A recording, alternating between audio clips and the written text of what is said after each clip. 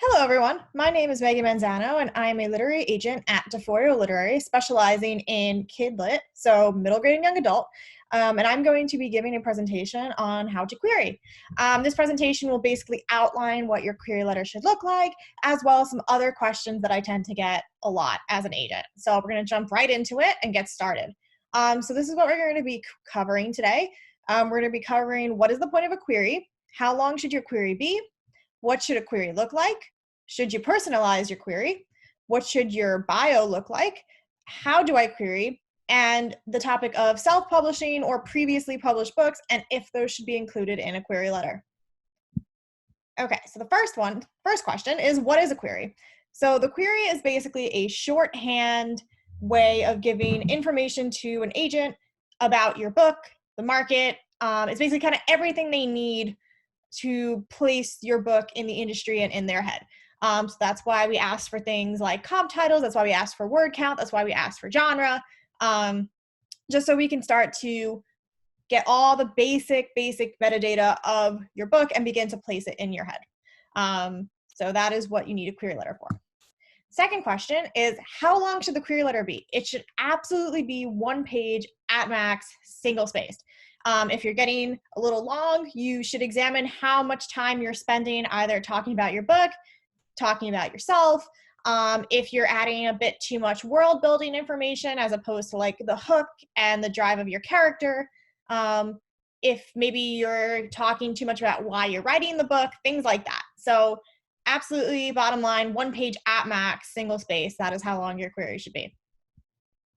What should the query look like? So this is a more detailed jump into what a query should look like. So ultimately, you can kind of arrange the pieces of the query that we're going to talk about in different ways, but I'm going to basically explain the key elements of your query aside from the metadata and aside from personalizing. So ultimately, when you're querying, you should introduce your hook. So this is the line or sentence or whatever that is going to pull an agent or reader in. What is the hook of your story, your world, your character, etc., that's going to make an agent take notice? The second thing you want to do is introduce your main character and answer the following questions. Who are they? What makes them unique or sets them up for what's about to happen in the story? Basically, why should we care about your character, and why are they the character that is telling the story?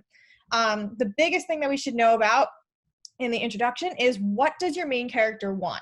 What is driving them forward? What in their life are they fighting for? Basically, what is their normal before we get to the inciting incident, which is the shift in the main character's life and ultimately what leads them on to their development and growth and adventure that they're going to have. After you've explained all of this information, you should give us the inciting incident. So give us the change. Give us what is pushing your character into a different direction than we've seen them before.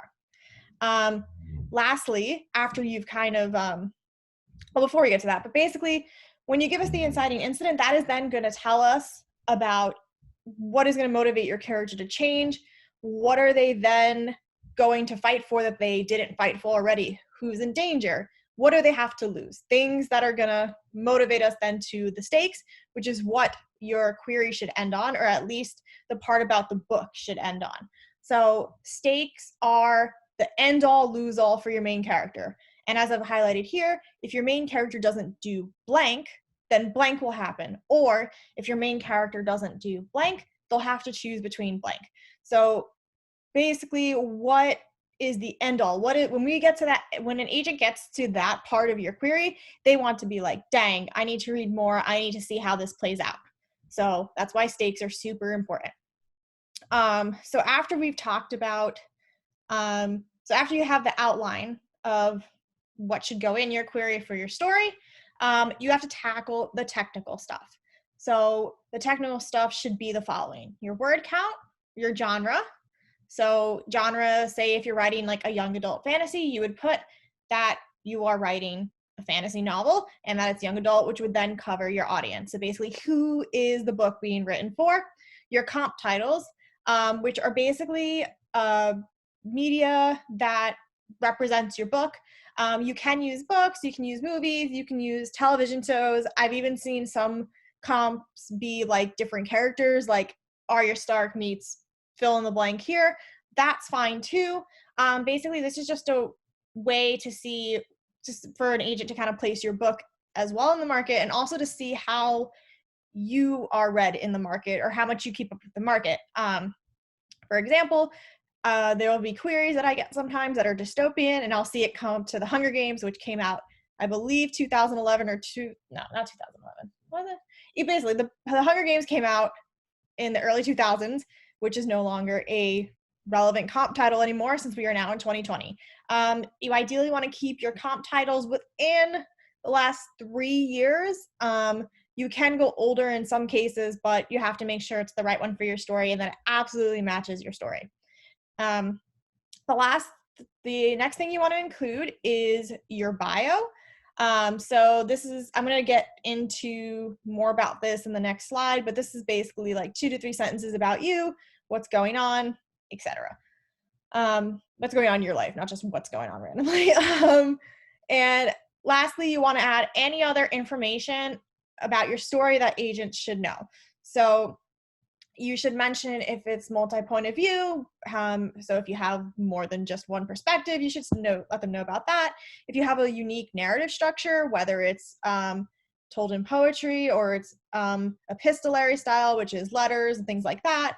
If you have 2 different timelines, let them know. And another thing is if it's own voices. So if you're writing about an experience that you personally are okay with identifying with and have identified with, you can also note that there as well. So the next thing is, should you personalize your query? So obviously when you start your query, you want to address the agent. So you do not want to put things like dear agent or dear person, which unfortunately, yes, I've gotten before. Also, don't do nicknames. You don't know an agent personally, you don't know what they like to be called, you don't know if it's going to be offensive anyway, just stick to the name that they have on their form. Dear first name works fine. Now, I always get the question of should you personalize your query and what's too much and what's too little. You are absolutely encouraged to personalize your query as long as you are not being creepy. So if you read a manuscript wish list of an agent and it fits your book, you could totally include that. Like, dear agent, I saw on your manuscript wish list you wanted like some gothic horror, and this is what my book is about. Totally fine. Awesome. It also proves that you read an agent's wish list, which is great. You can even mention a recent event you saw them at, which is definitely encouraged, especially if you've pitched an agent. You should mention the event that they were at and who you are in relation to that. So personalization is totally okay. And it really does show agents that you are at least like looking at their wish list and obeying guidelines. So yes, absolutely personalize your query. If you decide you don't want to personalize your query, or you have no particular reason why you're querying an agent other than just they take your genre, that's also fine too. We get it. Publishing is a business. So there is this understanding that we're kind of in it for a similar thing. So no need to force personalization, or if you don't want to, or if you don't really have a particular thing to personalize, that is fine as well. So next question I usually get is what should be included in my bio? So basically at the end of your query, when you're putting your author bio, what should be in it? How long should it be? Ideally, you should keep your bio to 2 to 4 sentences. I've seen queries that go on about someone's life or experiences. I'm like, that's awesome, but that's not the focus of the query. The query is the focus of, your story is the focus of the query, because that's what you're trying to pitch to an agent. That's what you want an agent to read. So focus ideally, obviously, on your story. But for your bio, it can be 2 to 4 sentences about what you do for work, a hobby, a fun fact. Even if you want to include you have pets or kids, you're raising whatever. You can put anything about you. Usually what I get as a follow-up question to the bio is, what happens if I don't have writing credentials? And my answer is, it's totally okay if you don't have writing credentials or you're not part of a writing organization. That's fine. Some people haven't gotten published before, whether it's anthologies or self-pub or whatever. Some people aren't part of organizations. That's fine. We are not going to scan your bio to see if you're part of an organization and then write you off if you're not. That's completely ridiculous. So just be honest. If you are part of writing organizations or you've published before, in in terms of anthologies or whatever, that's awesome, include it. Otherwise, you're free to just keep it as general as you want to keep it. How should I query? Follow agent guidelines on their website. Every agent will have a page that will tell you what they're looking for and how to query them, and you should follow those guidelines. Not following guidelines will it will take you out of the running. Like, agents have guidelines for a reason, and following them puts you a step above a lot of people. So follow the guidelines, follow what material that they want you to submit. Don't just start shooting queries into the air. That's not great. Do your research, make sure everything's ready to go, make sure your query is ready, and you'll be fine. Another question that I get a lot is, if I've self-published a book or been published before, should you include it in your query? The answer is absolutely yes. Agents are going to do this research anyways, but it's really important to include if you self-published or published a book before. It's just good for us to know, and particularly if you self-published, if your book has made a lot of sales, that's something very important to know for an agent. So just to go back to what your query format should look like. So one thing I get is there a specific format to follow for your query? And the answer is yes, to an extent. Yes, because you want to have all this information that I've listed here. You want to make sure that you're addressing an agent appropriately and adding personalization as needed. You also want to make sure you have all your metadata, which is here. But you can kind of change up the query in two different ways. So you can put your query how I have it here, where it's dear agent, personalization, hook, all your information about your main character, inciting incident, stakes, and then you lead into the metadata of word count, genre, audience, comp titles, bio, etc. I've seen that. That's fine. I've also seen people do it the other way. So where they start with the metadata at the beginning, where it's dear agent, personalization, my book is a 96,000 word YA fantasy, etc. And then they lead into the hook about the hook and the main character and things like that. Both are valid. It's just whatever is easier to you. Like I've emphasized before, the main thing about a query is to have all of this information present. Otherwise, we're not going to get a clear view of your story, and we're not going to know the information that we need to want to keep reading. So if we don't know anything about your main character, or if we're just getting generalizations about the world, or if we get a lot of information about you, it gets very muddled, and suddenly we're not sure what you're really querying us about. So just as a recap, you want to start by introducing your hook, like I mentioned. So what would pull in a reader? You want to introduce your main character right away, who they are, what they want, what makes them unique that we are following them. Why are we following them? What is driving their life at the current time? And then once we have all that information, inciting incident. What's changing? What's the spark? What's leading them on to the next adventure that they want to have? And after you've explained all of that, and kind of how your character is changing and what's changed in their life, you then give us the stakes, the end of your story summary. If your main character doesn't get blank, then everything is messed up. And why is it messed up?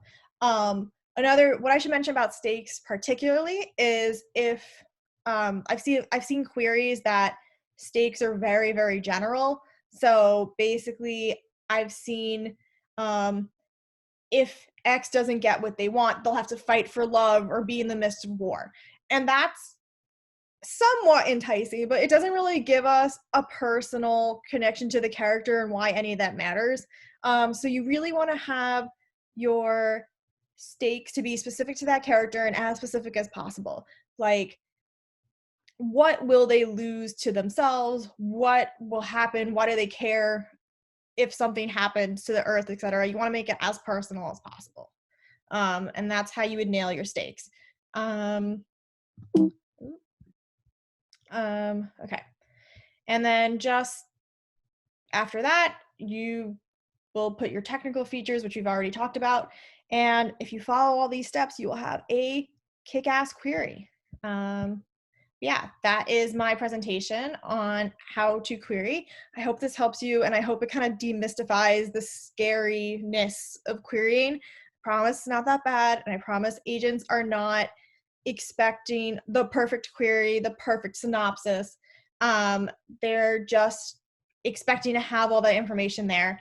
The query is fixable. It's not the end of the world if there's a typo. I promise it's okay. If you're really struggling with your query, I recommend having some critique partners and beta readers look them over. There are also agents and organizations that donate or offer free query critiques once in a while or do giveaways for query critiques. So definitely look into those and look into entering those to hopefully get a professional eye on your query. But I promise it's not as scary as you think. And I really appreciate you all for joining me. If you want to find me on the internet, you can go to deforioliterary.com, which is my agency page. You can find me on Twitter at Megan_Manzano.com. And you can also visit my blog, which is meganmanzano129.wordpress.com. I don't really update it anymore, but I do have a page there on querying tips and tricks for both your query or synopsis and the general like agent author relationship, which is all listed there. So happy writing, writers, and I hope this was helpful. Bye.